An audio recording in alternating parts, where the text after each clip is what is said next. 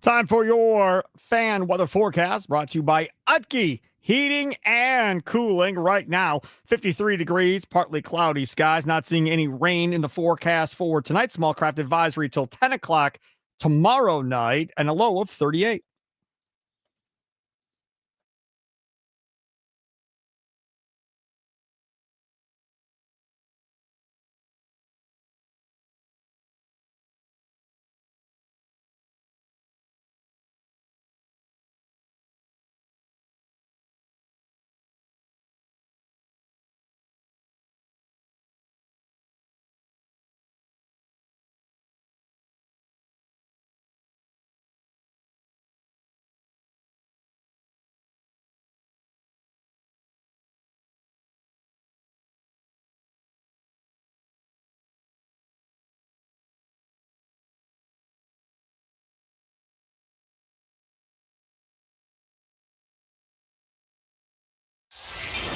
Some shows talk about one team. Other shows barely talk sports. This show will talk Packers, Brewers, and Bucks every day.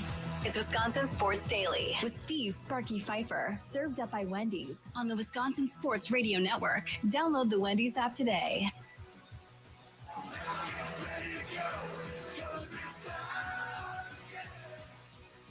It is that time again. Welcome in. See Sparky Fifer with you live from the Wisconsin Sports Radio Network studios, powered by the Potawatomi Sportsbook. Thanks for tuning in around the state of Wisconsin, Green Bay and Appleton, 99.7 FM, WNFL, coolest call letters ever. Wausau, 93.9 The Game. Duluth, Superior, 710 The Game. And, of course, in Milwaukee, 1250 AM and 105.7 FM, The Fan. Don't forget, Brian Gutekunst, Packers GM, will join Inside Wisconsin Sports tomorrow morning with Trevor Thomas and Josh Albrecht at 6:15 tomorrow morning. You hear the Packers GM, and, of course, live streaming on X and on YouTube at WI Sports Radio, at WI Sports Radio. So if you want to check out what Brian Gutekunst looks like at 6:15 in the morning, you can do that by live streaming it and see how he looks. I'm hoping, he comes. I mean, you got to get up really early to get your hair done, get your dress, and get all that all set. 6:15 in the morning. I feel like Brian Gutekunst doesn't sleep. So really? Yeah. I think he's just always ready to go. Might be. Joining us now, another guy that doesn't sleep, always working hard. One of my favorites, Ian Hartitz from the Matthew Berry Fantasy Life. Follow him on Twitter at iHartitz. And normally we would talk to Ian Hartitz about fantasy football. But not today. Not today. Not doing it today. He joins us on the guest hotline powered by Gruber Law. One call, that's all. Mr. Hartitz, how are we doing today? Doing great, man. As you know, sleep is a cousin of death. So whenever there is good football to watch or even just break down some cool stats, I'm much more about that. But appreciate you guys having me on. Absolutely. We will get to candle talk before the end. Those of you that don't know, Ian Hartitz, a big candle guy. I always like talking candles with him. That'll be at the end. I wanted to get you on because you obviously are a big fantasy football guy, but you tweet a lot of random stats as well to keep people informed. And the one that caught our attention on this show was top NFL defenses in Havoc, which is the percentage of plays the defense gets a pressure, tackle for loss, forced fumble, interception, or pass breakup. And when you look at that, the Packers are 8th in the NFL, behind the Buccaneers, Broncos, Seahawks, Lions, Rams, Chargers, Texans, and then the Packers at 8th. What have you made of the Packers defense so far, Ian? Yeah, I think the part that really has made him special is not only that ability to, again, create negative plays, aka havoc, which is awesome, and like you said, at a very high rate, but it's all simultaneously doing that and also not giving up big plays. I mean, we see a lot of defenses obviously sell out to try to get pressure, and, get sacks and all this, but then accordingly, it's kind of a double-edged sword. You're devoted to so many resources in line of scrimmage, you don't have enough help in the secondary, you end up giving up a lot of explosives. Not this Green Bay team. They actually stand alone with the Denver Broncos as the two best defenses in terms of creating these negative plays and simultaneously, again, not giving up the big plays. So I know their schedule in recent weeks hasn't exactly been crazy. And, that 40-point effort against the Cowboys certainly made people think that maybe this defense wasn't quite as elite as they were looking. But end of the day, man, we have only seen the Cowboys and the Cardinals even clear 300 yards against this group. And I'll tell you what, man, just based on some of those offensive line injuries the Panthers got going, I am not expecting them to join that club here next Sunday. What about some of the flags being thrown against the Green Bay Packers to this point as well? Because it feels like there's a lot of flags being thrown, especially holding calls.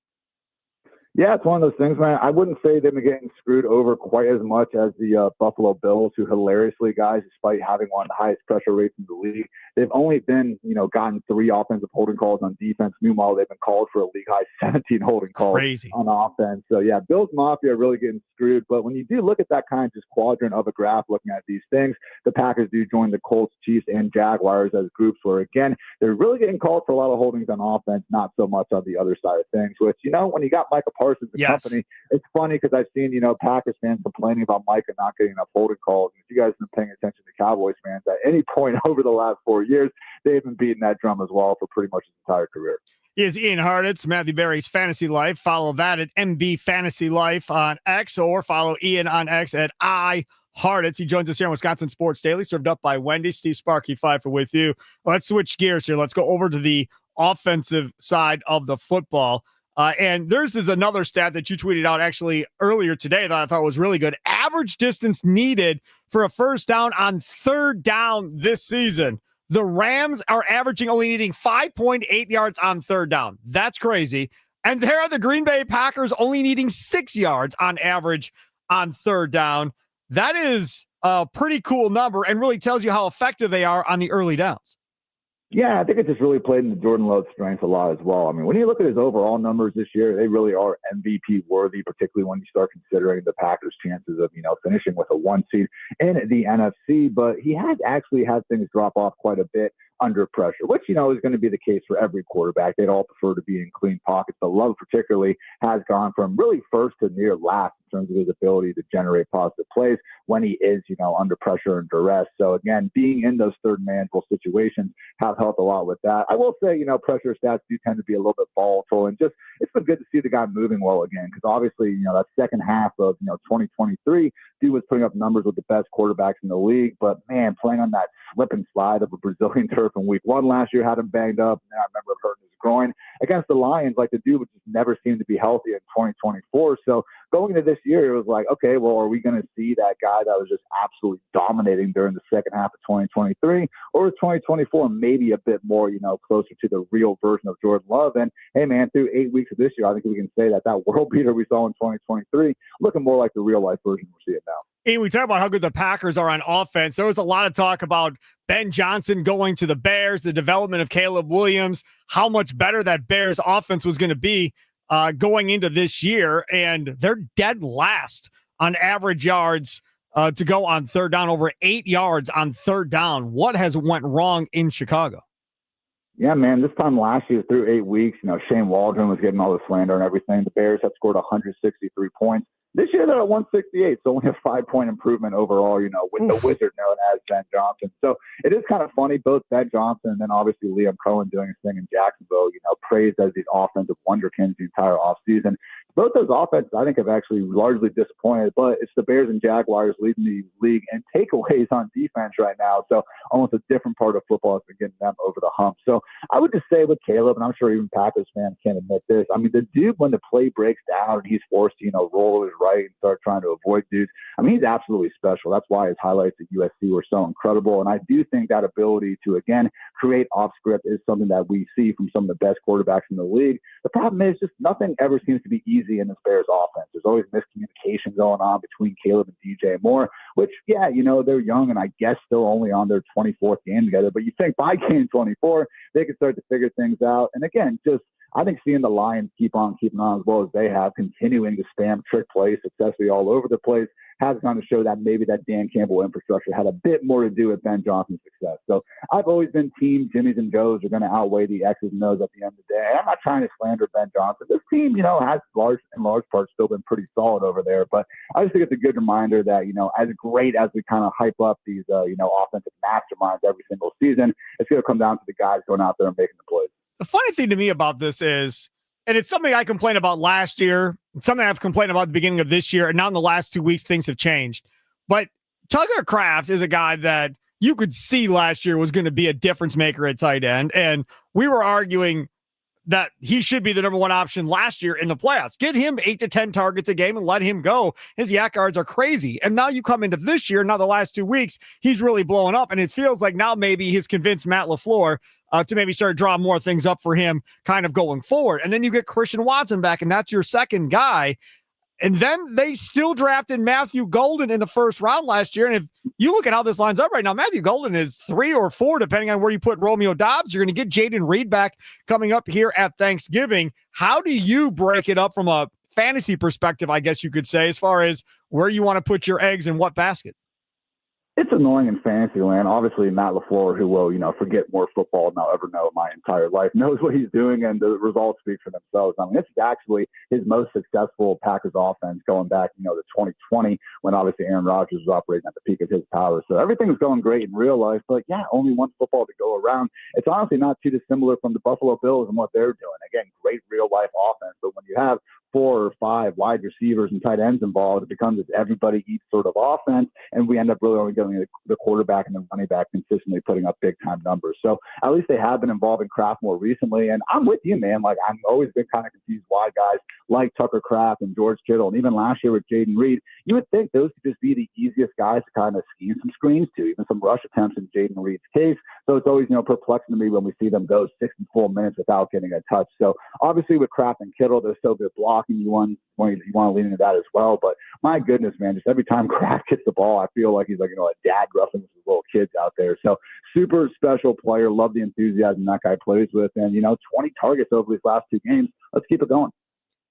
Do you think Love and Kraft, as Kraft being his one and Love being the quarterback, can do similar things to what Kelsey and Mahomes have done, what Gronk and Brady did, where the number one options were those tight ends? I need to see maybe a little bit more from Kraft just in terms of the actual nuanced route running that you can get from Kelsey, and just, comparing anyone to Gronk, for my money's worth, best tight end never put a helmet on. So fine. I'm not going to quite go that far, but man, he's in the conversation. Like, I don't think it's a crazy thing to say. But I'm just saying from the aspect, Ian, of being able to win, say, a championship with your tight end as your best option. Yeah, I think that's fine. There was a cool study by Eric Eager, who formerly worked at PFF. Now he's in the Panthers front office. And he was basically kind of going through and showing that in recent years, passing games have almost been more important to have like really good options as your number 3 and number 4, as opposed to trying to have this, number 1 Calvin Johnson sort of alpha and then just throwing whoever into the other parts. Because as we know, you face good defenses in the playoffs. Teams are going to figure out ways to go ahead and just take away that one and force you to, play left-handed and try to win with your number 2 and number 3. So, yeah, I think, again, if Kraft is going to be your lead dog, but more importantly, you still have 3, even 4 other wide receivers that you can get the football to, I think it's going to work out just fine. So, again, I know Matthew Golden hasn't exactly blown the doors off, but he's still flash and obviously forces defenses, keep a safety over the top. Same thing with Christian Watson, who I was very pleasantly surprised to see how healthy he looked in his first game back. You got Jaden Reed, Savion Williams, who reminds you of, a baby Cordero Patterson out there. A lot of guys get the ball to him. Oh, yeah, Josh Jacobs is looking like one of the better running backs in the league when he's healthy as well. So very good stuff going from Green Bay. And, hey, if they roll in and, face the Cowboys in the playoffs again, I'm sure they'll be just fine. Savion Williams, Cordero Patterson. I like that. If he ends up being that for special teams and that weapon on offense, that's a complete game changer if that's what he ends up being. Ian Hartitz, before we're done, I need to know what's the favorite scented candle that you're rocking with nowadays. Mine is flannel. That is my favorite scent. That's what I have in my office and drives everybody crazy when I light it because it smells up the entire building. But what say you? 'Tis the season. I got a pumpkin roll flavor going on that I can't decide if it's disgusting or actually smells pretty good. But hey, you know what? When you got 3 wiener dogs running around my house, pretty much any fragrance is going to beat that. So appreciate you, Sparky. Always good catching up, man. Be good. There he is. Ian Hartitz. Check him out on X at iHartitz. And follow Matthew Berry's Fantasy Life at MB Fantasy Life. Always enjoy having Ian on. The only reason I know about Ian's candle thing is because one time years ago when we used to have him on to talk fantasy football, he took a picture and he had all these candles in his car that he had just bought. I was like, oh, he's a candle guy. So then we started exploring, the goods, the bads, and so forth of the candles. So now every time I have the man on, we we talk a little candles at the end, Charlie. What's wrong with that? I mean, there's nothing wrong with it. There's nothing wrong with that. I enjoy a nice Especially if candle you got, every like, once in a smelly while. pets, too. you got to have something going in I order just to get rid of can't- that smell. I can't say it ever come up in conversation with anybody I usually talk to, other than you, honestly. Yeah, but, right. You know, we got hand soaps the other day from the hand soap store. Good. So I know little I plug-in picked a things couple to of the them. outlets that I bring into the studio. Those smell good. I picked a couple of them, so I helped out with the scents. But usually, I'm not caring that much about what candles or scents. I don't understand. See, this is what I don't understand. We got to get to break. But just explain this to me. How is it that dudes can be like, oh, I got to get a manicure. Oh, I got to get a pedicure. Oh, I need a facial. Oh, this. Oh, okay. So you think that's all good. And somehow you describe that as masculine, right? And not feminine, whatever else. But then somebody brings up candles and wanting the room to smell good. And not you specifically, just in general. And all of a sudden you get looked at like, dude, what are you talking about, man? I ain't lighting no candle in my office. Why? You want to smell your own body odor, or whatever the case may be, for the entire day? Why not have it smell good in your office? You go through all this other stuff, right?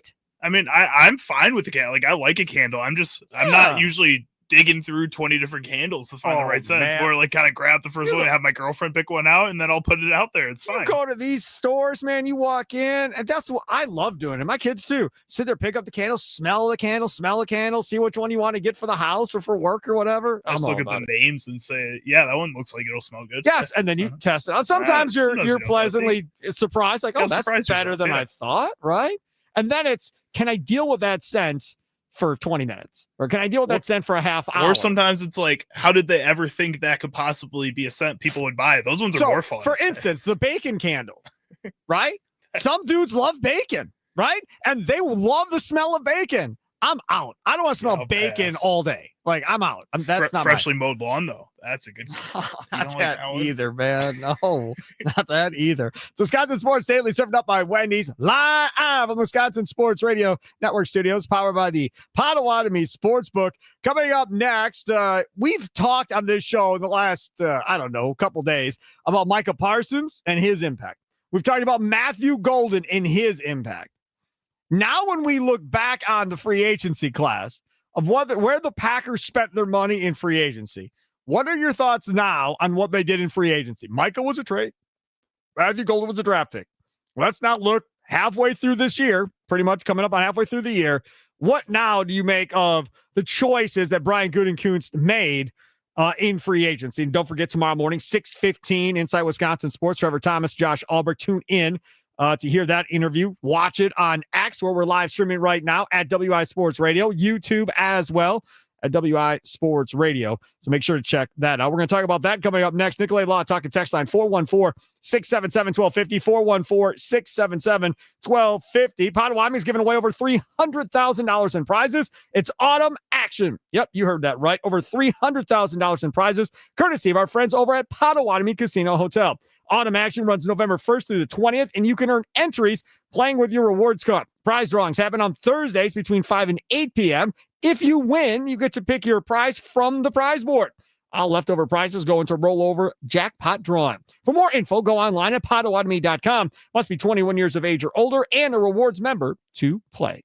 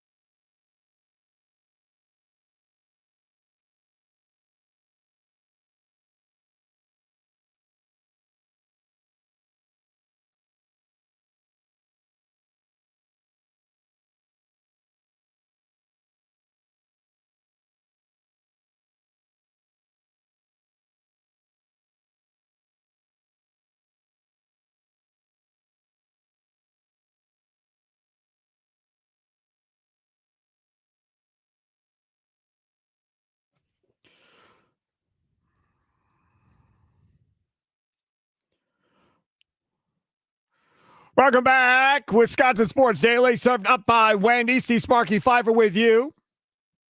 Charlie Houston producing the show, other side of the glass. Thanks again to Ian Hartitz and Matthew Berry's Fantasy Life.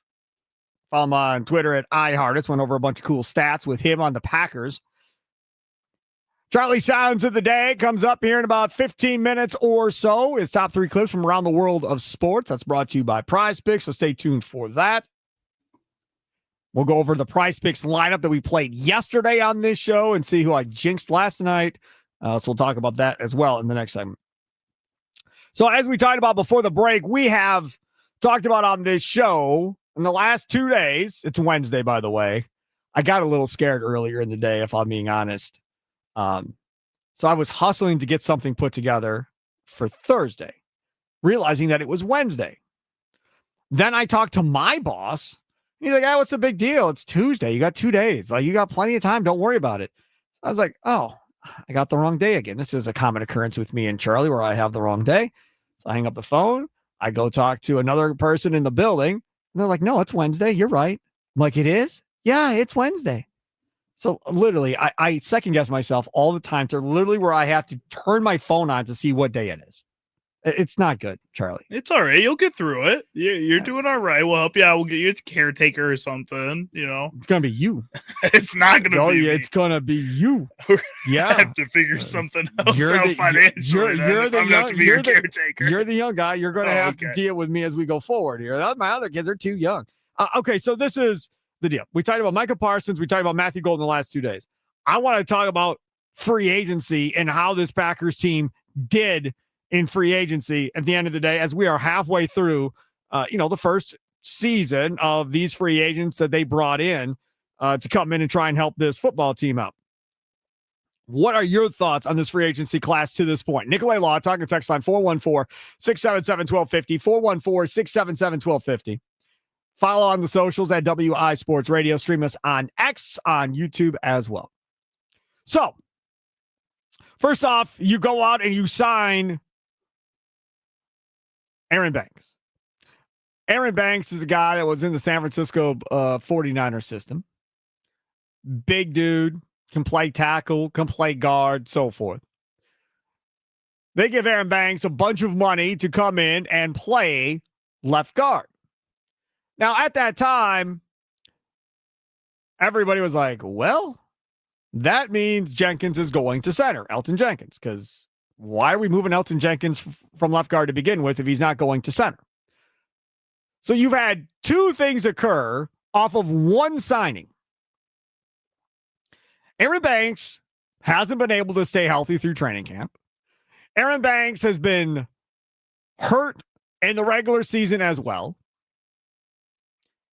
Charlie, you got a stat on the running game for the Green Bay Packers with Aaron Banks on the field and Aaron Banks off the field. And as we all know, the running game for the Packers, running the football, has been an issue for this team. And in fact, we're going to hear from Matt LaFleur coming up at 4 o'clock. He talked earlier today. Matt LaFleur, none so happy with his ground game to this point, nor should he be. It's been a struggle. And I'm not putting it all on Josh Jacobs being dinged up. Obviously, that might be some of it.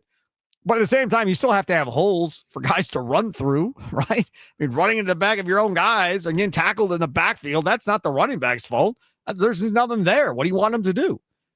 So tell me, Aaron Banks on the field, what are they doing on the ground? Aaron Banks off the field, what are they doing on the ground? So the Packers run game splits in 2025 with Aaron Banks on the field. Their EPA per rush, so their expected yards per play at that point, is negative 0.034 with a success rate on those runs with a 42.8%. Without Aaron Banks on the field, 0.099 EPA per rush and a 47.7% success rate on all their rushes.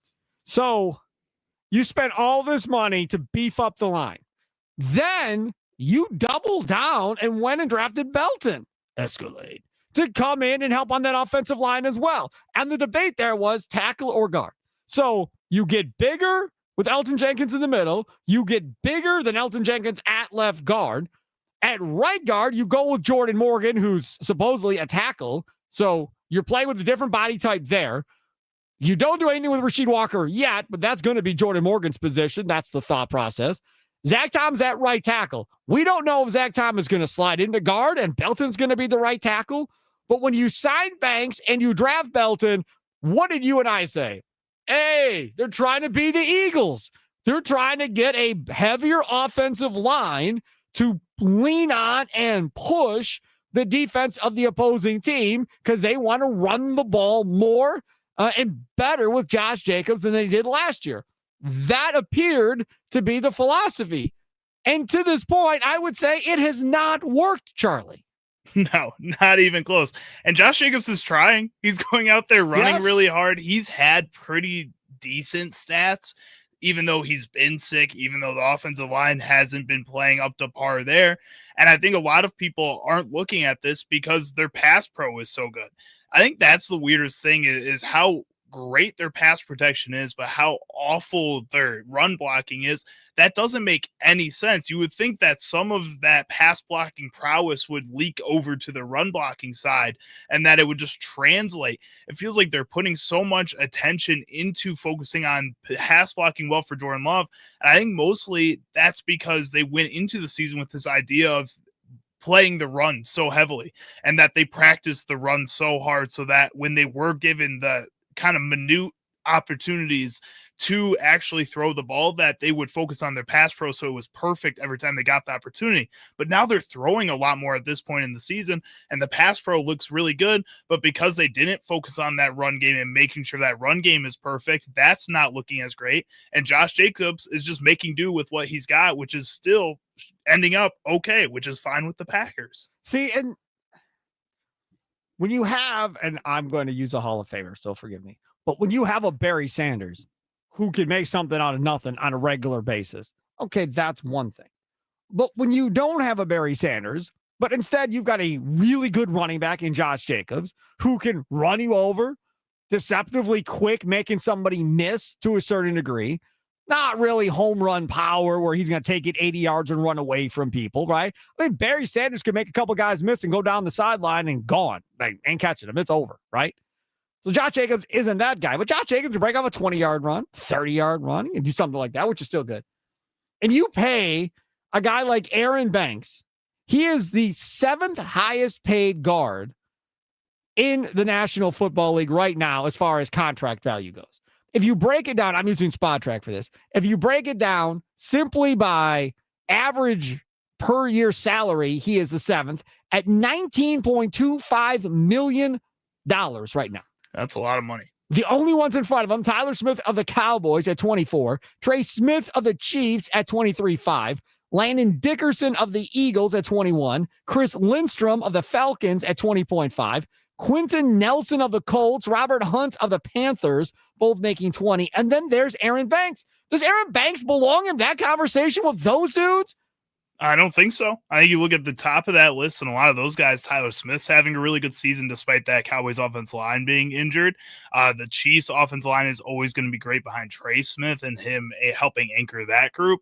I mean, you even go farther down to Robert Hunt with Carolina. They're having a lot of success with their run game, and Bryce Young's had some of the best protection of his career. Quentin Nelson's a Hall of Famer, probably. And that too. I mean, you have a lot of great players there, and then Aaron Banks is sitting in that group. And if you've been watching the Packers, you know his ability in the run game just hasn't been there, and he's probably been one of the bottom tier pass blockers, it feels sometimes, for this team. Correct. And see, that to me could be a big, big miss. Now, this is the first year of the contract, first year playing in this offense. To be fair to Banks, he didn't really have a full training camp because he had a back issue or whatever the case may be.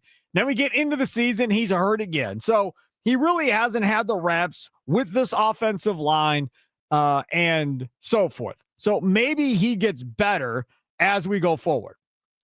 Now, meanwhile, if you talk about the cornerback position and Nate Hobbs, that is even a worse situation than what Aaron Banks is.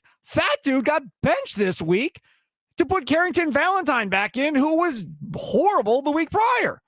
So in comes Valentine. So what happens is, I should say 2 weeks. Valentine's horrible. Hobbs goes, okay, my turn. Hobbs goes in there. He's horrible. Hobbs barely plays. They put Valentine back in there, and Valentine actually played pretty good this last week, right? Showed some fight, some grit, whatever you want to call it. Nate Hobbs, as we look at this bad boy here, as far as how much he's making an average of, $12 million a year, which puts him tied for 25th in the league at cornerback. More money than AJ Green, who's going to be the greatest player of all time for the Milwaukee Bucks. Nobody brought him up. No need to talk about him. Keep talking about him. But either way, now if you compare that to the top, right? Ahmad Gardner for the Jets, $30 million. Derek Stingley of the Texans, $30 million. J.C. Horn, $25 million for the Carolina Panthers, who the Packers will see. Patrick Surtain for Denver, $24 million. Deron Bland for the Cowboys, $22.5. Jalen Ramsey of the Steelers, $21.1. So in the grand scheme of things, he's nowhere close to the top necessarily. But you're spending $12 million a year on a guy that isn't playing. At least he didn't play last week. Now, again, we're only halfway through the season, but Nate Hobbs must give you more than this. You have the trade deadline coming up next week.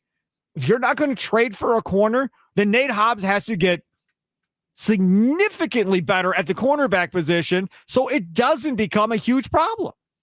Do you try to kill two birds with one stone? Is trade Nate Hobbs? Try to figure out something, try to move on. He's got no value at $12 million a year? There's going to be some team that's going to be willing to take that, some team that's worked with him before, a team like the Las Vegas Raiders who thought they were going to be better this season and are hoping to turn something around there. I think there's squads that are going to be able to take that. The Baltimore Ravens are another team that he's played for before and been in that defense and are looking for probably a little bit more help after they looked really good against the Chicago Bears. So they're going to be a team on the rise, probably looking for some kind of talent. I mean, if you could get a pick out of that, that's better than what he's been giving you on the field right now. You have nobody behind him either. Then we're talking about Bo Melton going out there and having to play real cornerback snaps. See him play cornerback snaps this Sure, season? I would. Let's see what it looks like at this point. It can't be any worse than we saw between Hobbs and Valentine the last couple of weeks. Again, Valentine played well this week, but previous to that, he was struggling too. That is something we talked about. What was it, yesterday, whatever? Somebody messaged in about wanting offensive line. And in the draft, it's like, okay, but cornerback is the area of concern. You know, we've seen past years with the Packers where they draft 3 corners in a row, right? Antoine Edwards gets drafted that year. Mike McKenzie gets drafted that year, and Fred Vincent gets drafted that year. Vincent eventually gets moved for Amon Green, and that was one of the best Packer trades in the history of Packer trades. But all 3 of those cats go in the first 3 rounds. Edwards went in the first round, then Vincent, then McKenzie. McKenzie was out of Memphis in the 3rd round. McKenzie ended up being the best dude. Again, this Packers team doesn't have first-round picks. I understand that. So they're going to have to draft corners elsewhere. But that has got to be something that gets fixed. Regardless of how good you are at pass rush, that's something that has to get fixed. Furthermore, I also came across this, speaking of pass rush for the Green Bay Packers. This comes from my guy, Sam Hoppen, who I've been trying to get on, and schedules just don't match up, but eventually we'll get him on. He always has great stuff on X. Pressure rate, okay? Pressure rate from this year from pass rush for the different NFL teams. The Packers' pressure rate is 36.2%. That's 5th best in the NFL. Pressure rate to sack rate, right? So the pressure you generate that results in sacks, they're 22nd in the NFL. 5th best pressure rate, 22nd in converting it to sacks, and only 19%. Sack rate is at 7%, 13th best in the league. Blitz rate, they don't blitz. Second to last. 17%, 31st in the NFL. They simply do not blitz. And I thought they'd blitz a lot more than they have, and they simply haven't to this point. Pass rush win rate is another one that is on here. And when you look at that one, it's 40%. That's 13th in the NFL. Just got to be able to convert more of these into sacks. Pressure helps, right? But if they're getting rid of the ball, that means the cornerback still has to be protecting and guarding that guy for however long it may be. Let's go to Irv, north side of Milwaukee. You're up next on the Nicolay Law Talk and Text line on Wisconsin Sports Daily, served up by Wendy's. What's up, Irv? Hey, man, listen, I wish we could get rid of Nate Hobbs, but listen, if we can somehow get some draft picks for him, there's one more player that I really would love to see on this team. And if it giving away a second-round pick, if you take what we got right now on our defensive line, you add Jeffrey Simmons on this line, because Tennessee has to start selling players because they're not going nowhere. But to add Jeffrey Simmons on this line, dude, I just think that would solidify our whole defense. And then it don't matter who you got in the backfield. We getting that type of pressure up front. I think we'll be okay. I think Jeffrey Simmons probably isn't going anywhere because they can't trade everybody and completely empty the cupboard in Tennessee. I think a more realistic option may be the old man Calais Campbell that could come in here. That's a big body guy that still has some pass rush left in him, and he plays a certain select amount of downs. I think that might be more realistic for the Packers. I don't think we need any more pass rushers. I just think we need, defensive tackles, nose tackles, people that can, stop the run and then, put that pressure on the inside where the guys on the outside can just work because the pocket is collapsing just from, some big beasts in the middle. Jeffrey Simmons is 9th in the NFL right now when we talk about total value contracts at $94 million a year. Last year of his deal is 2027, so you'd have him for 2 more years after this one. His average salary, $23.5 million. So would the Packers be able to make that work salary cap-wise and so forth? I don't know. I'd love him. I'm all in on that idea. I just don't know salary cap-wise if they can make it work. Irv, thanks for the call. Do not be a stranger. Joining us next, John in Franklin. You're next on Wisconsin Sports Daily, served up by Wendy's with me, Steve Sparky Fifer. What's up, John? Hey, Sparky. I was on this Hobbs thing right when they got him. I'm like, what are you doing? You're replacing a guy that gets hurt with a guy that's got a history of getting hurt. You're replacing an outside guy with an inside guy. It just didn't make any damn sense to me. And it is what it is now. And to think we're going to get, draft picks for this guy is, well, that's wishful thinking. But I do think once again, I think at the deadline here, they need to get somebody for the secondary. I mean, can you get a corner? I mean, obviously they can't get anybody that's worth a lot of money. They're spending so much money. We can't just expect them to go out and get a Pro Bowl type player, but they need somebody that they can rely on the outside to add to what they have now in case there's an injury.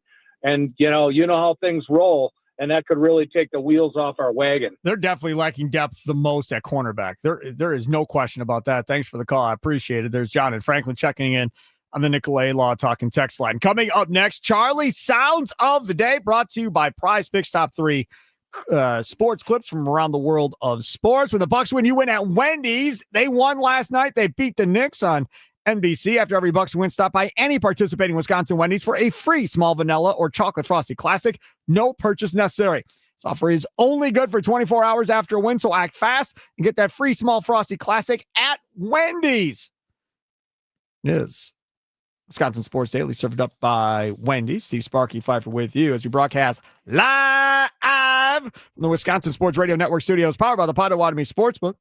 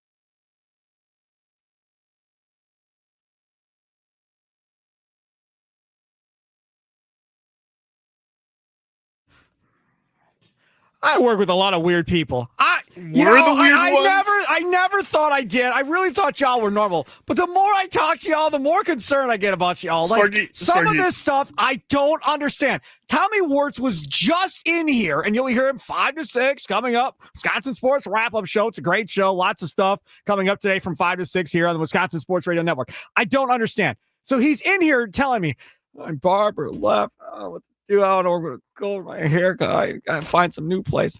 I look at him. I go, hey, man, why don't you just, like, go to one of these chain places to get your haircut? Like, I go to Great Clips. Like, they're all over the place. Just go to one. They save your haircut. It's not like Tommy has a new haircut every time I see him. It's the same haircut like me. So you get the same haircut. It's in there. It's $20, whatever it is, in and out, and you're done. And you don't got to worry about it. And it's over. And he comes back to me with, well, it's not the same thing.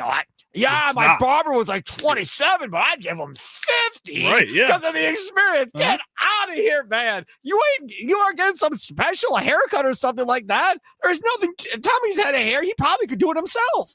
He probably could. But also, it's about the experience. What, are they feeding him free rum and cokes while they're cutting his hair? No, but it's probably a nice, cozy spot. The barber's super nice, has known him his whole life. Maybe, there's something to it, Sparky. No, I don't give a damn if I know you or not. I ain't paying that much money for a haircut if I don't have to. No, absolutely not. That's not going to ever be a thing. No. In fact, my 9-year-old, we get like these mohawks done. We had like this custom baseball mohawk done, where it was like the stitching of a baseball going down both sides of his head. The lady did it for like $38, and it was great. And it was at one of the chain places, not Great Clips, a different one, and it was awesome. Come on, man. Trav says have your wife cut it. He just called in. He wanted to talk a little Bucks, but he didn't have time. So Trav? Yeah, he said Trav and Brown Deer says have your wife cut your hair. That's the best. He's cold and lonely, man. He's got no wife. 1, 2, 3. What sound clips will Chicago Charlie pick today for Sparky? Will Sparky become enraged? Will laughter ensue? It's time for Charlie's Sound of the Day. It's Wisconsin Sports Daily, served up by Wendy's on the Wisconsin Sports Radio Network. All right, let's get to it. Brought to you by Prospects. What you got? First up, we're going to head over to Maggie and Perloff on Sirius XM, and they were discussing the Packers. Perloff is all in, but Maggie is a little skeptical still. I was impressed, but I wasn't like, oh, this means that the Packers are a Super Bowl team. The Steelers' defense is not good. This is the litmus test to show you that the Packers are a Super Bowl contender. I don't see it that way. To me, the Lions now look head and shoulders above every other team in the NFC North. Mm-hmm. I still think the Lions, this is their division. I know technically the Packers are in first place because they have that win over the Lions from week 1. But if you're asking me who I feel better about, I feel better about the Lions right now. What are the Packers missing? I mean, they have the run game. They have this kid, Emmanuel Wilson, out of nowhere. We saw a lightning flash last night for them. They have the defensive stars. Micah Parsons is doing exactly what they're paying him for and what they traded for. He's a monster in the fourth quarter. They won this game on the road. You got to remember that, too. Honestly, I think that they're going to get home. Christian Watson came back. That changed the offense immediately. And Tucker Kraft is a go-to guy. Jordan Love is funny. You're right. He's not. We had a discussion earlier this week. He's not peak Aaron Rodgers. He's not that dominant, but he's certainly good enough to win at the highest level. Yep. That's all very good. My thing to this, Maggie and Perloff, again, good show. It's on the Infinity Sports Radio Network as well. It's fun to listen to. My only thing with her is, with Maggie's take on this, is I agree with you. I don't think the Steelers are that good either. I've talked about that. So I also don't think it's that great of a win because they beat the Steelers. Everybody rolls, with Steelers aren't that it's bad, though. Rodgers. Yeah, they're going to win like 9 games, whatever it is. They may make up the playoffs. They'll win the division because their division sucks right now because the Ravens have fallen apart. The Ravens are going to figure it out. Well, maybe, and then they won't win the division if the Ravens get hot. But my point is, they're not that good. They're second to last in like passing defense, I think, coming into the week. They're not that good. But the Lions head and shoulders above the Packers? No, not yet. Now, if Thanksgiving comes and the Lions steamroll the Packers by 20, okay, we can revisit and talk about whether or not that's the case. But right now, there's no way I'm saying that. Go on. What's next? All right. Next up, we're going to head over to First Take, where former running back Clinton Portis and Cam Newton were discussing whether a star running back or a star wide receiver is more important for a championship team. I think it's more important to have a dope running back as well. If you look in the Super Bowl era, the teams that go to the Super Bowl, the teams that perform in these winter months have a running back. You know, if you look at the Chiefs, everybody give Mahomes the credit, but he had a running back throughout their run. You look at any of the teams that's been in the Super Bowl, they have a running back. You look at the teams that we get excited about, they have a running back. If you look at the Indianapolis Colts, who I would say in the AFC should probably go to the Super Bowl, they have a running back. Yeah. Well, you got to cite that source too. We're talking to a running back. So anything else would have been crazy. But this is what I will say: whether it's a running back or a running game, you know, the similarities of the crossover from the pass game in football to the run game in football is almost similar to being able to get to the bucket in basketball versus shooting a three in basketball as well. It looks pretty, it looks sexier, but at the same time, when you are able to run the football when you want to and need to, that becomes a very dangerous team. I've never seen you look so confused and or concerned. Sam Hill was the Chiefs running back. That was so great. Yes, Jonathan Taylor is a beast. Saquon Barkley is a beast. Josh Jacobs is a beast. It ain't like Kansas City's been rolling with a Hall of Fame running back. Pacheco isn't that bad. He's a top 15, maybe even top 10 running back in the league if he's healthy. He's not like a Hall of Fame running back. No. Listen, I don't give a damn who your running back is. You got to have a great quarterback at the end of the day or a good quarterback and a great defense. That's the combination. The running back stuff, no, not at all. I love Josh Jacobs, and it would be hard to do without Josh Jacobs. That's all I'm going to say there. Sorry, we're out of time. That's brought to you by Prize Picks. Best way to win cash on your favorite team in the sports season, Bucks, Packers, whatever. Which players are going on, which ones are overhyped. Make your picks in less than 60 seconds and turn your takes into cash all season long on Prize Picks. We'll tell you more about the Prize Picks lineup coming up at 4:40 that we did last night. Up next, Green and Gold update time. Matt LaFleur, none too happy with the Packers running game so far this season, nor should he be. Straight ahead, Wisconsin Sports Daily, served up by Wendy's, live